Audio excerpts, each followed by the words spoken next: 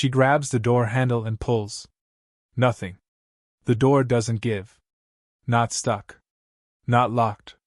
She can feel the latch release under her hand, can feel the full mechanical click of it, but the door does not move. And the reason is standing right beside her. His palm is flat against the wood. One hand. No grip. No force. Just pressure, measured and absolute, the way a wall has pressure. It doesn't push you, it simply will not move. Zion Cole stands there without saying a word, dressed head to toe in black, a tailored jacket that sits on his frame like it was stitched onto him, a dragon tattoo climbing the side of his neck, eyes the color of wet concrete. Zara Beaumont stares at him. Her pulse is hammering.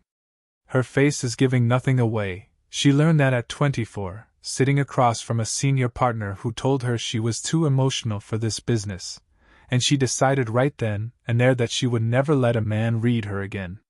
So her expression is still, her jaw is set, and the only thing moving is the blood knocking hard behind her ears. Hi viewers, have you ever been in a room with someone who didn't touch you, didn't threaten you, didn't raise their voice, but still made it clear you weren't going anywhere? Drop a comment below and tell me, yes or no, would you have stayed? Zion doesn't smile. He doesn't raise an eyebrow.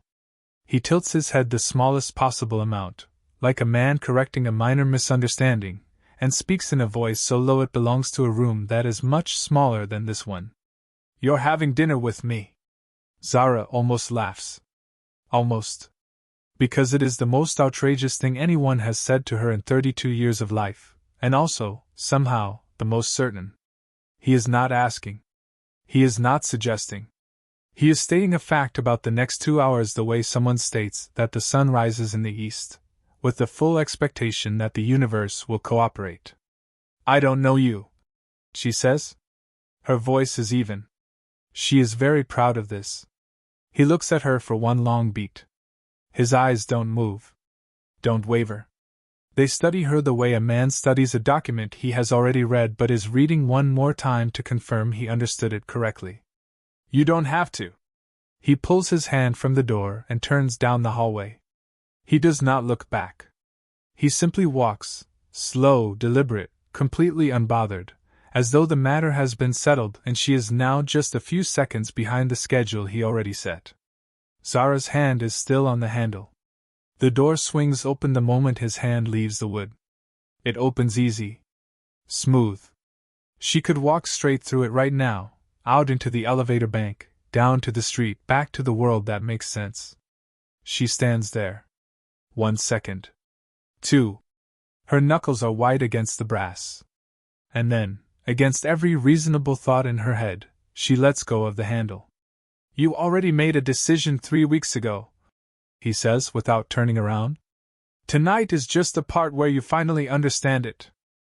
3 weeks ago, Zara Beaumont filed a report that was never supposed to exist.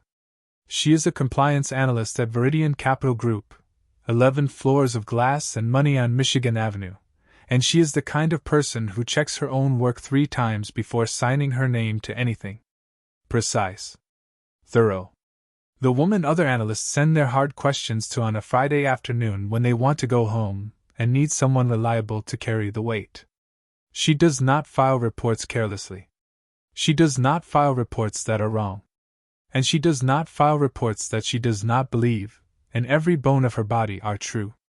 The pattern she found was clean. That was the first disturbing thing about it.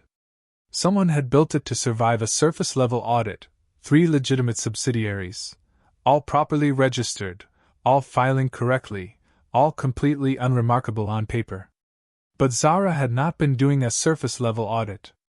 She had been tracing a quarterly discrepancy so small that 2 other analysts had written it off as rounding error. She had not written it off.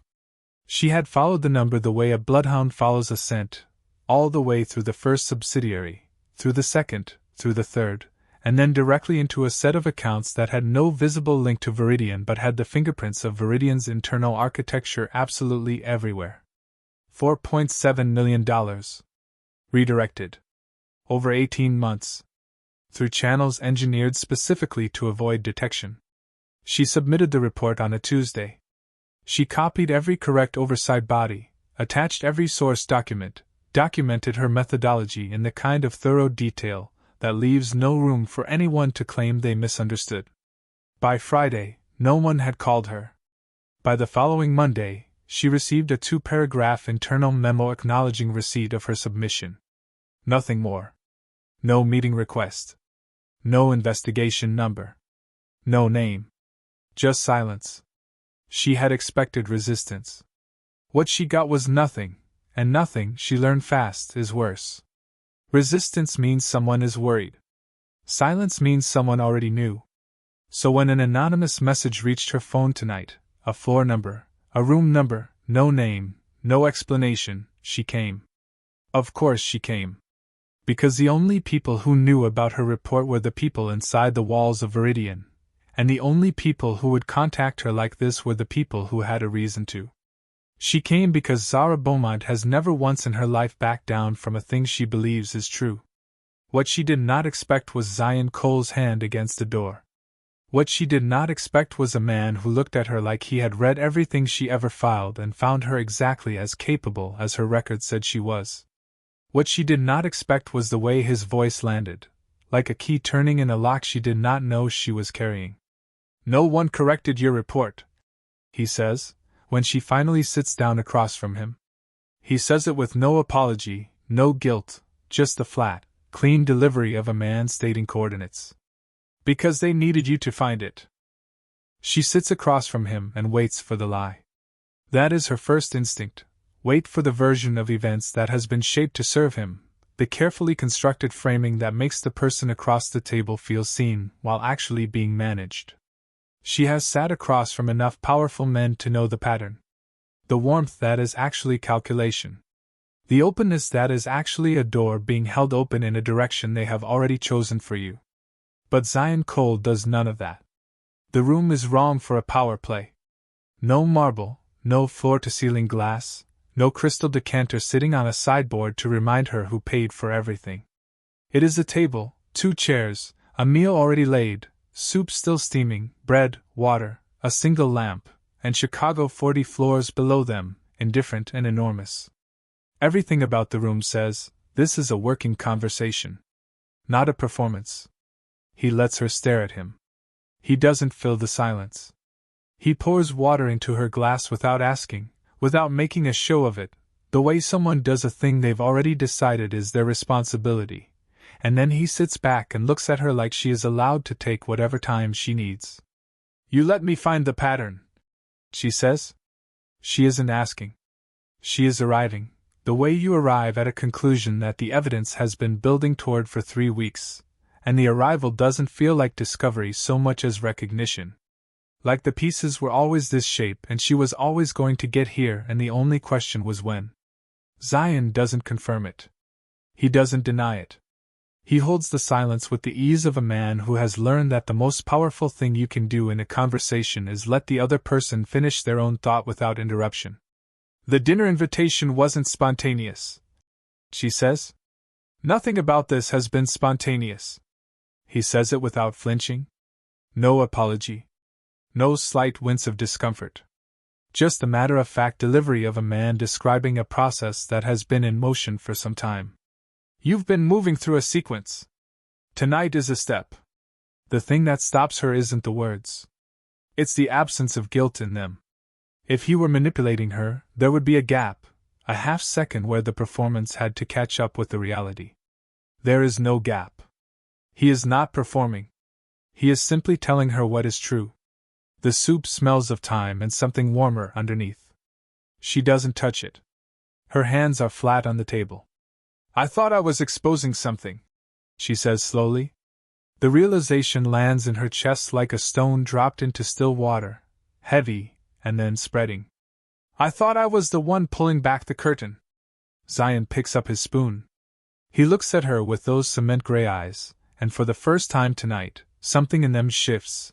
Not warmth exactly, but the particular attention of a person who has been waiting for a specific moment, and has just watched it arrive. "You were," he says. "Just not what you thought." He doesn't smile. He doesn't reach across the table. He simply reaches into his jacket, sets a document flat on the white cloth, and slides it to her with one steady push. "This is what happens next, if you continue the way you plan." She reads it, and the room gets very quiet. Not the building. The building is doing its Friday night thing. The ventilation hum, the distant percussion of an elevator somewhere below, the city noise bleeding up through 40 floors of glass and steel. But the room inside Zara's head gets completely, airlessly quiet the way a room gets when the ground shifts under something you built your life on top of. The document is a consequence map. She knows the format. She has built versions of them herself, modeling the downstream effects of regulatory actions, tracing the line between one decision and everything it touches. But this one goes further than anything she has ever modeled. It starts at her report, and it branches, and branches, and branches. The SEC enforcement process she expected. The share drop at Veridian she expected. The headlines, the investigations, the public record, yes. She expected all of that. She did not expect the Illinois teachers' pension system. 14,000 retired teachers whose fund has an indirect exposure to Veridian through a structured product she had no reason to know existed. She did not expect a hospital network in Milwaukee with an endowment indexed to a fund 2 degrees removed from the collapse she would trigger. She did not expect the Union Reserve in Gary, Indiana, already running lean, already one bad quarter away from a reduction in benefits, sitting downstream of a chain reaction she would set off without knowing it existed. She sets the document down. Her hands are steady. She is briefly, vaguely ashamed of how much she is still tracking the steadiness of her own hands at a moment like this. "These numbers are real," she says. Not a question. Everyone sourced. You can verify them. The pension exposure is indirect. 2 degrees removed from Veridian. It doesn't appear in any single institution's risk assessment because no single institution is required to model it across the full chain. He sets down his spoon. "That's how it was built." Zara looks at him. "You're telling me someone engineered the damage to land on people who had nothing to do with any of it. They built a consequence that would punish the people least responsible." His voice stays flat. Not cold, just stripped of anything that isn't the truth. "So that anyone trying to correct the original wrong becomes the person responsible for what the correction costs." The lamp throws their shadows long across the table. Outside, Chicago pulses with the full, breathtaking indifference of a city that does not know this room exists. 14,000 teachers. A hospital system. A union fund in Gary. People who woke up today with no idea they were written into this story. Zara has believed in one thing her entire professional life. One thing. That a wrong, clearly documented, clearly presented to the right people through the right channels, will be corrected. She has staked 9 years on this belief. She is now sitting across from a man who just showed her that the most clearly documented, most carefully filed, most thoroughly correct report of her career could produce a wave of damage that has nothing to do with justice, and everything to do with the way systems protect themselves when they are threatened. The soup has gone cold. She notices this now. She has no idea when it happened. She reads the last page a second time. Then she puts it down and looks at Zion Cole across the lamplit table, and she says the only thing she can say. "Why are you showing me this?" He doesn't answer the question she asked. He answers the one underneath it. "Because the right correction exists," Zion says. "And you're the only person in Chicago who can execute it." Zara stares at him. "There are federal investigators who..." "The federal investigation that would follow your report takes 18 months to build a case and another 12 to prosecute. The pension exposure doesn't wait 30 months. He says it without impatience, without the condescension of a man who has already thought through an argument and is annoyed at having to walk someone else through it. He says it like a doctor giving a diagnosis, direct, because clarity is more respectful than softening. Every month the chain stays under pressure, the downstream risk compounds. By the time the public process produces a result, the damage is done. You're proposing something outside the public process," she says. "I'm proposing a coordinated correction. Through the same institutional channels the original actors used, but reversed. The funds redirected back through the subsidiaries. But positions unwound before the cascade triggers. The people responsible removed through private institutional pressure that produces, in terms of actual consequence, the same outcome as enforcement, without the collateral. Zara is quiet. Outside, a siren climbs and falls, swallowed fast by the city's white noise. You have access to those channels, she says. I have access. You have the documentation.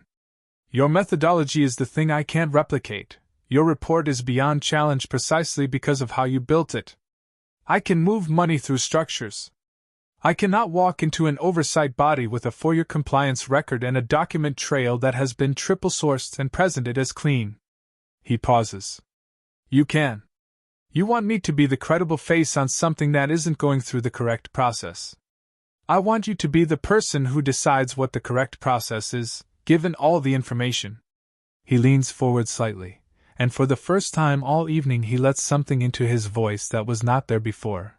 Not urgency, not pressure, but weight. The weight of a man who has been carrying something for 7 months and is offering, carefully and deliberately, to share it. You came here tonight because you believe in doing the right thing. I am not asking you to stop believing that. I am asking you to expand your definition of what the right thing looks like when the system it's supposed to work through has been rigged against the people you're trying to protect. She looks at the document on the table. 14,000 names she will never know. Teachers. Hospital workers. Union men in Gary who built things with their hands and trusted a retirement system to hold what they earned. She thinks about her father. She does not mean to. The thought arrives the way the most important thoughts always do, without permission, at the worst possible time, with the full weight of everything it carries.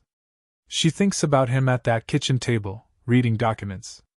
Looking for the place where the wrong was clear enough to correct. She thinks, what if there is more than one kind of right?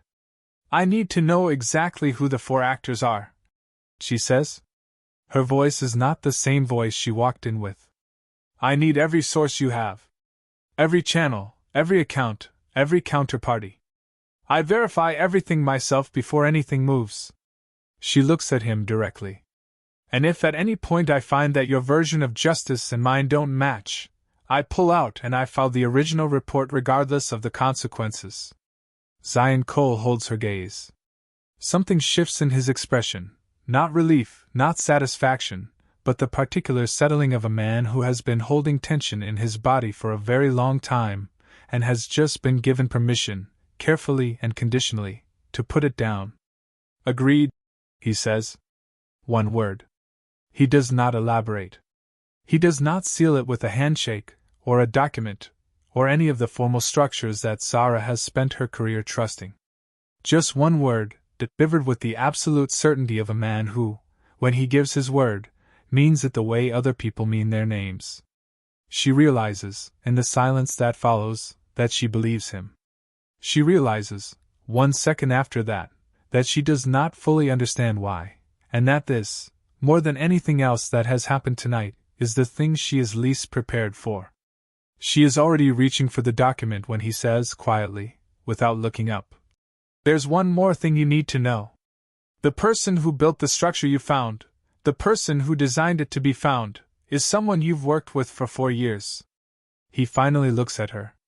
Someone who has been in your office every single week. The name hits Zara like cold water thrown directly at her face. Deshaun Lattimore. Her senior colleague. 4 years of shared conference rooms, shared case files, shared lunches on the 11th floor where he always ordered the same turkey club and complained about the same slow elevator. The man who trained her on Veridian's internal audit system when she first joined. The man who, 2 years ago, sat beside her at a compliance summit in D.C. and told her she was the sharpest analyst he had ever worked with. The man who, according to every document Zion just put in front of her, has been feeding information to the architects of the $4.7 million redirection for at least 22 months. She reads the evidence twice. She does not want to believe it.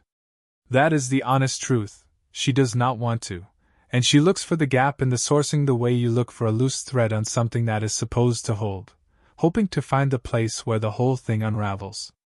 The gap is not there. The sourcing is clean. Access logs, communication metadata, a financial instrument trail that leads from the third subsidiary account directly to a personal holdings company registered in Delaware under a name she recognizes as Deshawn's mother's maiden name. She sets the documents down. Her hands are flat on the table. Her breathing is steady. She is operating in the part of herself that does not feel things in real time, the analyst part, the part that was built for exactly this, the part that can hold a devastating fact at arm's length long enough to process it before it lands. He vouched for my methodology when I submitted the report, she says. Her voice is even. It costs her something to keep it that way. He did, Zion says. Because a vouched report coming from a credible analyst would carry more weight than a disputed one. She thinks through the architecture of it, the way Deshawn's encouragement had reinforced her confidence, the way he had praised her thoroughness, the way he had told her she was right to file and right to copy every oversight body. Building her up to be the cleanest possible source. Using her integrity as a delivery mechanism for exactly what the people he was working with needed surfaced. He needed the report to exist. He needed it credible. And he needed it to come from someone the system would trust. Yes. The word lands in the room and stays there. Zara is quiet for a long time. Chicago burns its Friday night lights 40 floors below, indifferent and alive, and she sits inside the specific silence of a person who has just had to reorganize a memory they trusted. 4 years of Deshawn. 4 years of coffee cups and case files and a man who smiled and called her the best in the building. Every one of those moments now sits in a different light. Not rewritten. Just relit. Seen from an angle she did not know existed. How long have you known? She asks. 7 months. And you waited. I waited for you. He says it without drama, without the weight of a man who expects credit for his patience. He says it the way you state a tactical decision. Moving against Deshawn without you would have produced a result. Moving with you produces a correction. Those are not the same thing. She looks at him across the lamplit table. At the dragon tattoo along his neck. At the hands that are resting still and open on the cloth, not clasped, not guarded, open. She thinks about the kind of person who waits 7 months to move because they are committed to moving correctly. She thinks about what that level of patience costs. She picks up her pen. She pulls the consequence map toward her and begins to write in the margin, questions, access requests, verification points. The handwriting is fast and precise.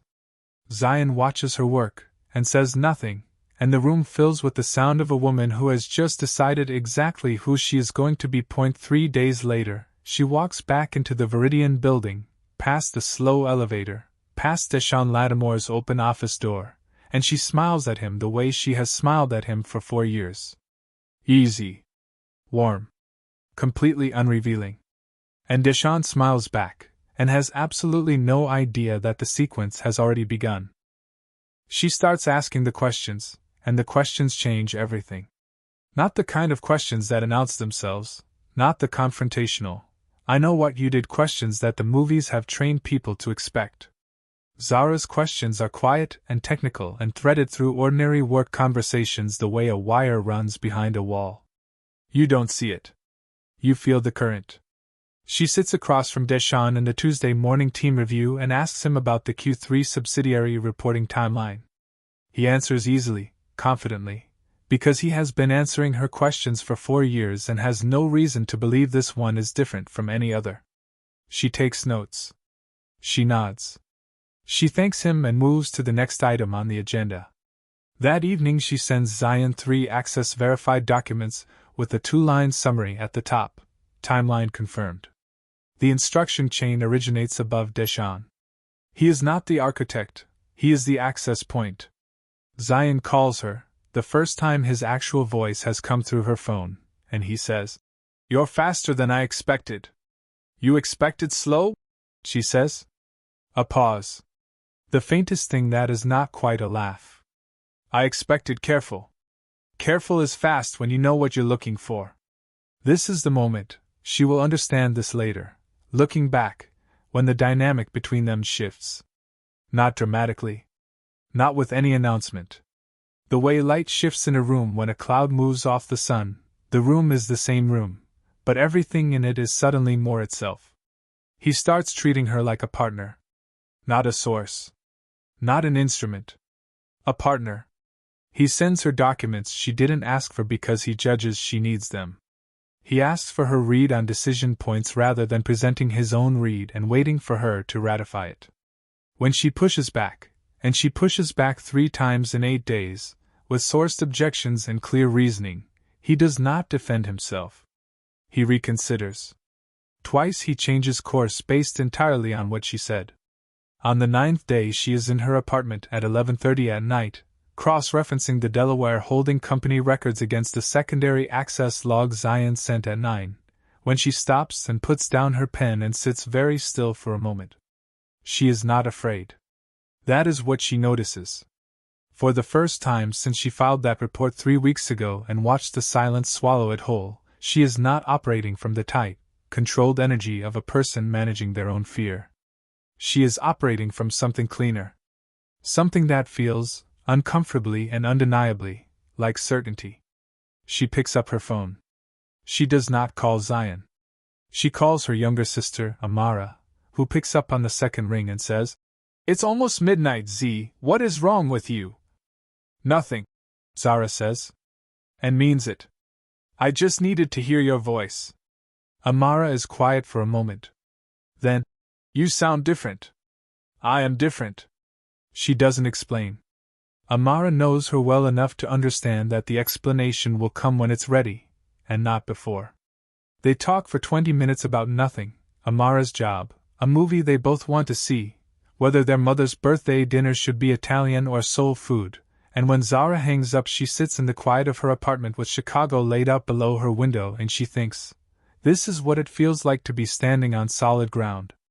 On the 11th day, Zion sends her one message at 6:47 in the morning.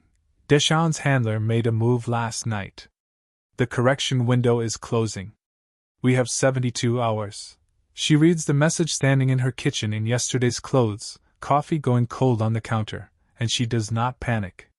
She sets the phone down, picks up her coffee, takes one long drink, and says out loud to no one in the room, "Then let's finish it." 72 hours turns into 48. Then 36. Then a single Thursday morning where everything converges at once, and Zara Beaumont stands in the center of it with every document she has ever verified and makes the choice that defines the rest of her life. Deshawn's handler, a man named Prescott Wells, Senior Vice President of Institutional Relations at Veridian, a man with a Harvard degree on his wall and a photograph with 2 senators on his desk, attempts to move the final tranche of redirected funds at 7:14 in the morning. The attempt is clean, fast, and exactly what Zara modeled he would do when the pressure reached this level. She has been waiting for it. The financial instrument he uses requires a compliance sign-off. Her sign-off. She is the analyst of record on the account. He needs her name on a document that she has been given 45 minutes to review. She looks at the document. She looks at it for exactly 2 minutes. Not because she needs 2 minutes to understand it, she understood it before it arrived. She takes 2 minutes because she is giving Prescott Wells the exact amount of time a thorough analyst would take, so that when she acts, it does not read as anything other than diligence. Then she picks up her phone, calls Zion, and says 4 words. The document is live. What happens in the next 18 minutes is the result of 7 months of Zion's preparation and 11 days of Zara's documentation working together, in real time, like 2 instruments playing a piece that was always written for both of them. Zion moves first. The institutional pressure he has spent 7 months positioning activates through 3 separate channels simultaneously. 2 board members who have been privately given access to Zara's verified documentation make calls that Prescott Wells has no framework for, because the people calling him are people he believed were on his side. The calls are short. They are not warm. Prescott Wells makes 2 calls back, looking for the protection he has counted on, and finds that the lines have been disconnected in ways he does not yet understand. Then Zara moves. She does not sign the document. She flags it, through the correct internal channel, with a compliance notation that is precise and irrefutable and puts her professional name behind every word. The flag triggers an automatic 30-day review hold. The 30-day hold freezes every related account in the subsidiary chain. The freeze is the exact pressure needed to force an unwinding. It takes her 6 minutes to write the notation. She has been preparing those 6 minutes for 11 days. At 8:02 in the morning, Prescott Wells's assistant calls and asks if there has been some kind of error. Zara tells her, politely, clearly, with the absolute steadiness of a woman standing on ground she chose and verified, that there has been no error. The flag is accurate. The review will proceed. She hangs up. She sits in the silence of her office for exactly 3 seconds. Then Deshaun Lattimore appears in her doorway. He is holding a coffee cup. He is wearing a tie she has seen before, the navy one with the small gold pattern. His face is arranged into the expression she has seen on it for 4 years, open, friendly, collegial. But his eyes have changed. Something behind them is calculating distance, the way a person calculates distance when they are not yet sure whether to step forward or step back. "Morning, Z," he says. "You good?" She looks at him. At the coffee cup and the familiar tie and the face of a man she trusted who used that trust with the precision of a tool. She feels something move through her, not anger, not the hot grief of betrayal. Something older and quieter than either of those. The specific weight of a person who has looked at a hard true thing long enough that they are no longer frightened of it. "I'm great, Deshaun," she says. Her voice is warm. Completely level. "Just finished my morning review." He nods. He sips his coffee. He leaves. She watches the empty doorway for 1 second after he goes. Then she turns back to her screen. At 9:47, her phone buzzes once. A message from Zion, 3 words only. Board meeting called. She walks to the window of her office and looks out at Michigan Avenue, at the taxis and the people and the city moving through its Thursday with no knowledge of what just shifted inside this building, and she understands, fully and finally, that she has crossed a line she can never uncross. Not because she did something wrong. Because she did something real. If Zara's courage in that moment gave you chills, share this story with someone who needs to hear it. The people who do the right thing when it costs them something are the ones who change the world. Drop a comment telling me, have you ever had to stand your ground at work, even when it scared you? Your story might inspire someone today. 6 months pass. The city does not hold a ceremony. There are no headlines. This is the first thing Zara notices, that the most significant thing she has ever done in her professional life produces no noise at all. She grew up believing that justice sounds like something. A gavel. A headline. A press conference with somebody standing behind a podium and reading from a prepared statement, while cameras roll. She understands now that the deepest corrections happen in the frequency below sound. In the moves that institutions make when certain doors get quietly, permanently closed. Prescott Wells submits his resignation citing health reasons on a Monday afternoon.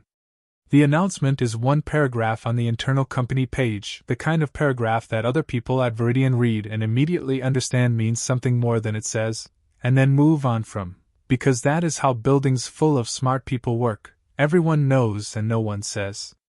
Deshaun Lattimore is placed on administrative leave 2 weeks later, pending an internal review. The review is not public. Zara is not called to testify in any room, does not appear in any document bearing her name in connection with his departure. She walks past his empty office on a Wednesday morning and feels, not satisfaction, because satisfaction would require something to have been won, and what actually happened was closer to a loss that was prevented. She feels the particular, serious quiet of a thing that has been set right. The Illinois teacher's pension exposure is unwound over the course of 4 months through a series of institutional adjustments that appear in quarterly filings as routine restructuring. The language in those filings is technical and dry. To most readers it means nothing. To Zara, reading each one at her kitchen table with her coffee going warm in her hands, each line is a sentence in a story only she and Zion know the full text of. She resigns from Veridian on a Tuesday in March. The letter is 2 paragraphs. professional. Warm even. It thanks the organization and says nothing true. This is the hardest document she has written in 11 years of professional life, not because the words are difficult but because they are deliberately insufficient, and she has spent her entire career writing documents designed to be complete. She takes 2 weeks off. Real time off, the kind where she does not open her work laptop, where she eats breakfast slowly and watches the birds that gather on her fire escape railing and calls Amara on a Tuesday just because she wants to. She goes to see her mother in Hyde Park one Saturday and they cook together, her mother's hands moving through the kitchen with the particular confidence of a woman who has cooked in that kitchen for 30 years, and Zara stands beside her and chops sweet onions and does not think, for 1 full hour, about anything except how good the kitchen smells. She sees Zion once during those 2 weeks. They meet at a corner coffee shop on a Wednesday morning, no documents, no consequence maps, no carefully worded messages. Just 2 people and 2 cups of coffee and the city moving past the window. He asks how she is doing. She tells him the truth. He listens the way he does everything, completely, without filling the space. When she leaves the coffee shop, she stands on the sidewalk for a moment and feels the March air against her face, cold and clean, still carrying the end of winter, and she thinks about the hallway on the 40th floor.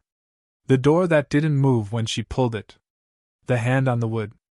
The voice that said you're having dinner with me with the certainty of a man who already knew what she was capable of, before she had fully decided it herself. She is on her way home, 3 blocks from the coffee shop, when she opens a quarterly filing on her phone, out of habit, out of the reflex of a woman who reads financial documents the way other people read news, and stops walking. There is a notation in the risk disclosure section of a mid-sized pension fund administrator. A single line, dry and technical, describing a structural adjustment to a subsidiary exposure. The language is standard. The adjustment is not. The adjustment corresponds exactly to a correction model she built in November and shared with no one except Zion, and it was implemented 3 weeks before she and Zion ever agreed to work together. She stands on the sidewalk with the March wind pulling at her coat and stares at the notation on her phone screen. The cold does not touch her. Because what she is looking at means only one thing: the sequence did not begin when she walked into that hallway. The sequence began long before that night, and someone, somewhere, had already mapped every step she was going to take. She goes back to the building. Not because she was summoned. Not because a message arrived. She goes because she is the kind of person who walks toward the unanswered thing, and this is the most unanswered thing she has ever held. She calls Zion from the street and says simply, "I need to talk to you." He says, "40th floor. 30 minutes. He does not ask why. He already knows. The elevator opens on the familiar hallway. Same cold. Same pressure in the air.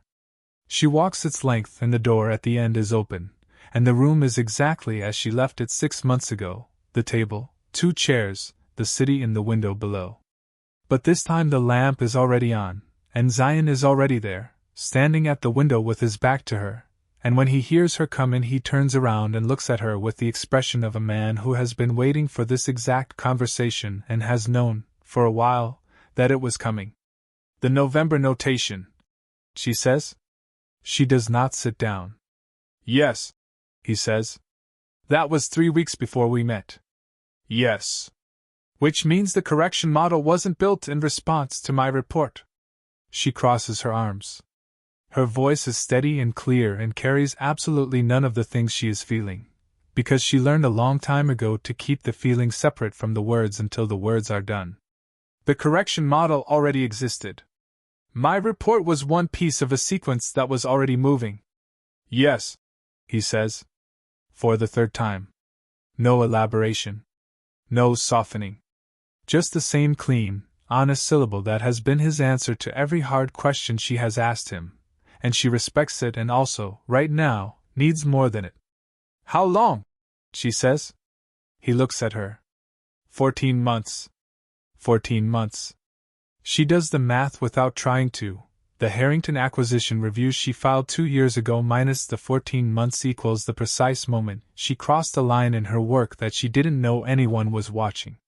The moment she chose the harder right thing over the easier procedural thing. The moment Zion Cole apparently put her name on a list and began, with the patience of a man who is very good at waiting for exactly the right conditions, to build a sequence around what she was already doing. She is quiet for a long time. The city does its city thing below them, the traffic and the distance, and the absolute lack of interest in what happens in this room. She looks at the open door behind her. She looks at the window. She looks at Zion, who is waiting, as he has always waited, without pressure or performance, for her to arrive at her own conclusion in her own time. "You didn't use me," she says slowly. She is working it out as she speaks, not presenting a conclusion but building one, in real time, the way she builds every argument she has ever trusted. "You needed me to be myself. Completely and freely and without knowing the full picture. The report had to be genuine. The flag had to be mine. If I had known the sequence, the integrity of the work would have been different, and the work was the thing that made the correction possible." "Yes," he says. Something in his face shifts. Not relief. The acknowledgement of a person who has been holding the weight of a thing they were not sure would be understood, and has just been understood. "You still should have told me," she says. "I know," he says. No defense. No explanation. Just those 2 words, delivered with the full weight of a man who agrees and carries the cost of it. She uncrosses her arms. She walks to the window and stands beside him and looks out at Chicago from 40 floors up, at the lake in the distance, dark and enormous, at the grid of streets that runs in every direction with the clean logic of a city that was always meant to be rebuilt after fire. "What happens next?" she asks. "That's the question only you can answer." She stands there. She thinks about the hallway 6 months ago. The door that didn't move when she pulled it. The hand on the wood. The way she let go of the handle. The way she thought, standing there, that she was making a small decision, whether to follow a stranger down a corridor, and had no idea she was actually making the largest decision of her life. Power, she understands now, does not announce itself the way she was taught to expect. It doesn't come with a title or a corner office or a name in the right places.